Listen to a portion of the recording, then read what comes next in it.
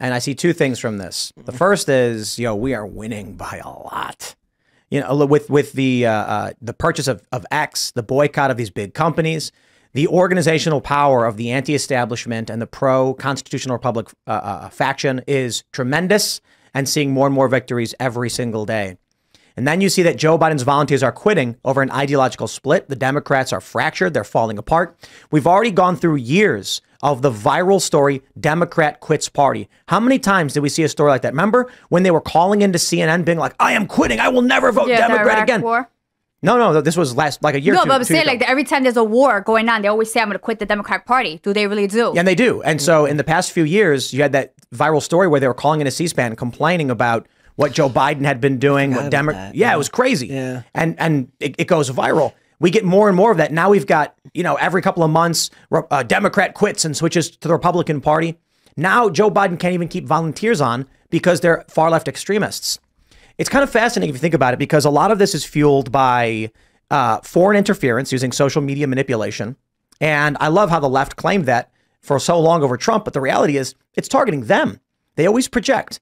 You get these apps that are advocating for Hamas, and then these young people become pro-Hamas, and then all of a sudden they quit Joe Biden's campaign, creating a direct probability of Americans uniting around actual American values. So if all of these young people are being subverted into supporting things like Hamas, but it's not the majority, all that will happen is these people who have no political power, America will prevail, the constitutional republic will prevail, Donald Trump will get elected. But are they really going back, are they really supporting Hamas, or are they really trying to support the Palestinian cause, like the Palestinian people? So are there yes, Hamas? Yeah, look, we can sit here and talk about all the people who are pro-Palestine. I am specifically referring to people who are pro-Hamas. Why?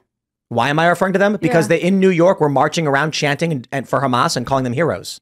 Oh, well, okay, I get what your point, but I'm when saying they had rallies in New York, you talk about the rallies, or you talk about people who are when they had rallies in New York and several hundred people show up, the speakers at these events would get up and say the freedom fighters fired 5,000 rockets landing in Tel Aviv, and they all clap and cheer and scream. So those are pro-Hamas protesters in New York City. Okay. Sure, if you want to argue that there is an individual on social media who doesn't like Hamas and they're pro-Palestine, I know many of them. I'm not talking about them. Okay. You're allowed to be pro-Palestine. But the problem is most of these people are calling Hamas freedom fighters. Okay. That's why they're mad. Mm-hmm. And the idea is that it will uniquely leach votes from the Democrats, assuming that they don't end up just falling in line when the next election comes, because a lot of them do, right? Like, as much as they hate it, they end up falling in line, vote blue no matter who. Doesn't really matter. But it's really used to, at least. Yeah, that used to be the hope would be that but they're so ideologically inclined that for once they won't just end up voting on party lines because they actually have a problem with they actually do support Hamas. But did you see the recent USA Today poll? They said young voters, younger than me, younger than 35, Trump leads by about 2 or 3 points. Yep.